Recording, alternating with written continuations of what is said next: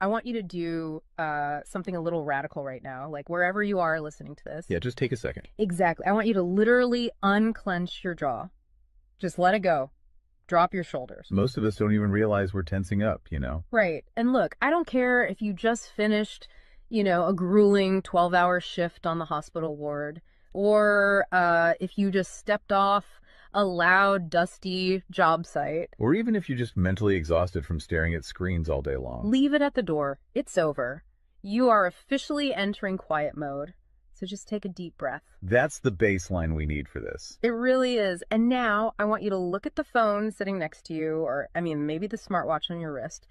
Every single time that screen lights up, every time it buzzes, it steals exactly 23 minutes of your life. Welcome to the deep dive. It really is a staggering number to confront when you put it like that. 23 minutes Yeah. from one buzz. Yeah, because we tend to measure interruptions in like the seconds it takes to glance at a screen, right? Whoa! We completely ignore the massive cognitive debt we incur the moment we look away from our deep work. And that cognitive debt, that is exactly the central target of our mission today. Okay, let's unpack this. We are exploring The Sovereign Architect's Guide by Chillstar 08. Specifically, episode 6, which is titled Deep Work Dynamo, How to Finish Your Week in 4 Hours. Right. And if you remember in our last deep dive, we talked about installing the drawing those boundaries and reclaiming your personal space. But clearing the space is just step one. It actually reveals a much deeper, much more intimidating problem. Yeah, the void. What are we actually supposed to be building in that silence we just fought for? Because if we don't have a blueprint, the noise of the world is just going to rush right back in to fill it. Oh, for sure. We have this natural horror of a vacuum. The second our schedule opens up even slightly, our instinct is to pack it with activity. We just have to be doing something constantly. Exactly. We are culturally conditioned to equate motion with progress. Yeah. But Chillstar 08 introduces a really brilliant distinction here. She talks about the trap of idling. I love this concept so much. Think about a car engine, right? Mm-hmm.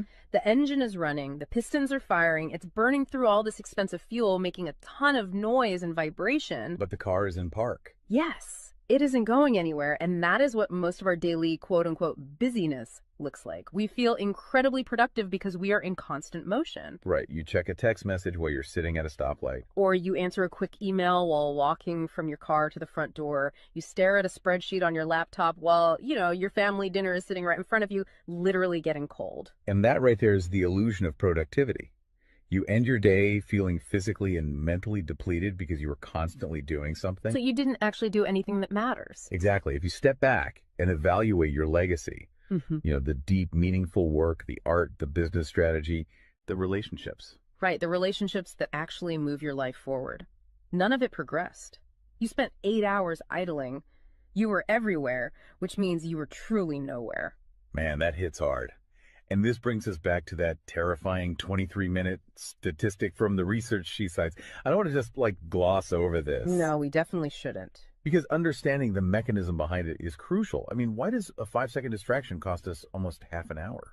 It basically comes down to how our prefrontal cortex manages working memory.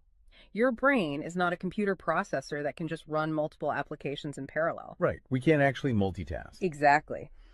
When you are doing deep work, say writing a complex proposal, your brain loads this massive fragile web of context into your working memory. Like holding all the pieces of a puzzle in your hands at once. Yes. You are holding multiple variables, ideas, tones all at once. So when your phone buzzes and you glance at a text from your partner asking about groceries, your brain is forced to execute a context switch. So it has to dump all the proposal data just to load the grocery data. It literally flushes the working memory buffer, yeah. It has to process the new rules and the emotions associated with that text message. Wow. And then when you turn back to the proposal, you cannot just pick up where you left off.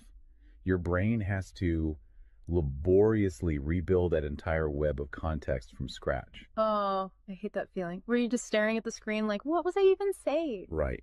It has to retrieve the thread of your argument. Remember the tone you were using, recall the variables. That rebuilding process takes an average of 23 minutes of cognitive effort, And it burns a ton of energy doing that, right? massive amounts of glucose. That explains so much. I mean, that is why people hit 5 p.m. and feel physically exhausted, almost sick to their stomachs. Even if they've just been sitting in a really nice ergonomic chair all day. Exactly. They haven't been doing deep work. They've been doing cognitive gymnastics, just constantly flushing and reloading their working memory. They are burning fuel just to stay in park. So, okay, let me bring in what I like to call the transformer concept here. Because our focus is like an electrical grid. If you have, 50 browser tabs open, you are leaking energy as raw, unusable heat rather than concentrated light. That's a great way to look at it. So if we are all acting like our focus is this cheap renewable resource, how do we stop being what Chillstar '08 calls a subject to the pings of the world? I mean, how do we actually become the architect of our attention? Well, what's fascinating here is how she frames the philosophical shift we need. She says utility does not equal value. Oh, say that again. Utility does not equal value. Right. In the modern workforce, we have been completely conditioned to believe that being constantly available makes us valuable. Like if you answer a Slack message in 3 seconds, you're the hero. Exactly. You are praised as a good worker. Or if you jump on a Zoom call with like 5 minutes notice, you're a team player. But that is just utility. I mean, being highly available makes you a commodity. You're like a human router just passing information back and forth. And routers are easily replaced. True sovereignty, true value comes from being impactful. You simply cannot make a deep, lasting impact if your attention is constantly fractured by the agendas of other people. Yeah, when you operate like that human router, you are spending your finite, precious Mondays executing someone else's script. You're a subject to the pings of the world.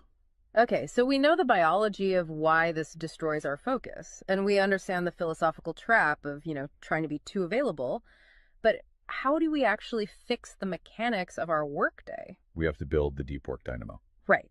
So think of your attention like water pressure. If you poke 50 tiny holes in a garden hose, open browser tabs, email notifications, group chats. The water just trickles at the end. Exactly. You cannot wash a car with a trickle. You're just making the driveway wet. That's true. So the Dynamo Audit she lays out, it's about putting a high pressure nozzle on that hose. It narrows the opening to create a stream powerful enough to actually blast through the dirt. And the first step in that audit is auditing the physical environment itself. She calls it analyzing your signal-to-noise ratio. Okay, so visualize your workspace right now. She asks you to determine if it is a sanctuary or a transit hub. Let's be honest. Most of us are operating in transit hubs. A transit hub is a place of constant arrival and departure. People walking by, announcements over the loudspeaker, just a blur of motion. Yeah, and you can't build a legacy in a train station. But we need to push past the basic phones are distracting advice, right? Because our listeners already know that. Oh, absolutely. Chillstar '08's rule is much more brutal than that. She says if the phone is even sitting on your desk, even face down, it is acting as a parasite on your cognitive grid. A parasite, just by being in the room. The research supports this entirely, by the way. The mere presence of a smartphone in your visual field, even if it is completely powered off, measurably reduces your cognitive capacity. Because your brain is having to actively expend energy to ignore it, right? Exactly. It is running a background process that just keeps saying, don't check the phone, don't check the phone. That is energy being actively stolen from your primary task. So sovereignty literally begins the moment you physically remove the device from the room, put it in a drawer down the hall. Close the door. Make the physical environment quiet. But okay, let's say you've done that. That doesn't stop your own brain from creating internal noise, right? Like trying to juggle 5 projects at once. How do we fix the internal wiring? That brings us to the second pillar of the audit, which is the batch wiring rule. This directly addresses the danger of switching fatigue, which we touched on with that 23-minute penalty. Right, the cognitive glucose burn. Yeah. When we attempt to multitask, like writing a creative brief, then pausing to check inventory levels, then answering 3 customer service emails. And then trying to go back to the brief. Right. We are grinding our mental gears to dust. We are switching between entirely different cognitive states. Because creative writing uses a completely different part of the brain than calculating inventory, obviously. They require entirely different operating frequencies. So the batch wiring rule dictates that you must group similar tasks together based on their cognitive load. Okay. And you do not switch the current until that specific type of work is completely done. You do all your deep analytical thinking in one high voltage And burst. then you save all your reactive administrative stuff for a separate lower voltage block later in the day. Precisely. It's all about staying in one gear. Like if you are driving up a really steep hill, you don't constantly shift between first gear and fifth gear. You lock into the gear that provides the right torque and you just ride it out. That's a perfect analogy. But okay, here's where it gets really interesting. This leads to the third pillar of the audit, and this is where I actually need to seriously push back on the source material a bit. She calls this the zero access window. Ah, yes. This is usually where the resistance starts for people.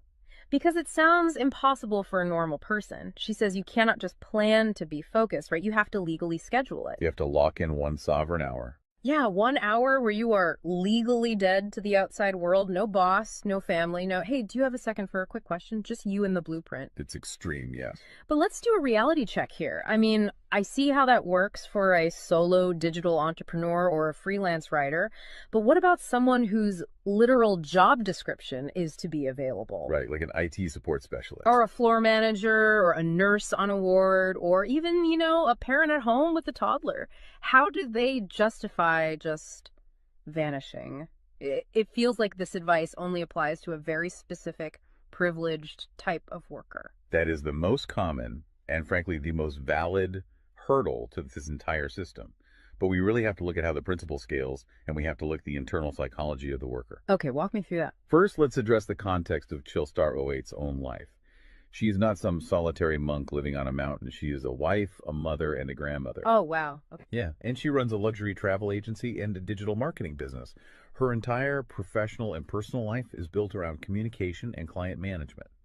She probably receives hundreds of legitimate demands on her attention every single day. So she is really in the thick of it. She isn't just speaking from some ivory tower. Far from it. She implements the zero access window because of those demands, not in spite of them. Now, for the IT manager or the nurse, obviously, you cannot vanish while on active duty if your role is acute response. Right. You can't ignore a burning server or a patient monitor. Exactly. But the principle applies to the deep work surrounding the active duty, the scheduling, the charting, the strategic planning. Even in highly reactive jobs, there is legacy work that gets pushed to the margins. That makes sense. And the challenge isn't just logistical, it is deeply psychological. It's the internal guilt, isn't it? Yes, exactly. People feel like bad employees or bad parents or bad partners when they set a hard boundary. Yeah. We tie our entire self-worth to our responsiveness. We think, if I am not instantly available, I am failing them. Man, that is so true. We feel guilty for taking an hour to ourselves. But setting a zero access window is not about neglecting your family or your team. It is about condensing your high level work into massive, high impact bursts of energy so that you can actually be present later. Wow. Okay. Consider the alternative. If you don't carve out that absolute focus, you end up giving your family or your team partial fractured attention for 12 hours straight. Exactly. You are physically at the dinner table, but mentally you are drafting an email. Or you are sitting on the floor playing with your kid, but you're checking a Slack notification over their shoulder. You are trading constant low quality availability for scheduled high quality presence. It is entirely about communicating boundaries to protect the quality of the time you do give people. You tell your team, look, I am going offline for 60 minutes to finish this crucial report. If the servers literally catch fire, call this specific emergency number. Otherwise, I will address all questions at 11:00 a.m. Right. You aren't vanishing to hide. You are vanishing to get the work done efficiently so you can actually live your life. Which brings us to the ultimate why behind this entire system. Because once you fight through that guilt, once you build this 4-hour fortress, you have to know what it is all for. It's not just about becoming a hyper-efficient robot. No, because if you use these tools just to do more of your boss's busy work or to take on 3 more stressful projects, you have entirely missed the point. You are just speeding up the treadmill. If we connect this to the bigger picture, the destination we are driving toward is a concept she calls passive magnetism. Okay, break down passive magnetism for us, because it sounds a bit abstract. Think of it as the gravity your work generates when it is undeniably good. Most people operate with active desperation. They are loudly networking, constantly posting, aggressively chasing clients or promotions. Just relying on sheer volume to get noticed. Right. Passive magnetism is the exact opposite. It is the ability to attract results, clients, wealth, legacy, or respect through the undeniable quality of your deep work. Because you actually took the time to build something substantial rather than just talking about building it. Yes, when you engage the deep work dynamo, you produce work so concentrated and so valuable that it acts as a magnet. You don't have to chase the market comes to you. And the ultimate prize of achieving that passive magnetism isn't just more work. The prize is time. Time is the ultimate currency. The dream of the sovereign architect is to finish an entire week's worth of business output in just 4 hours.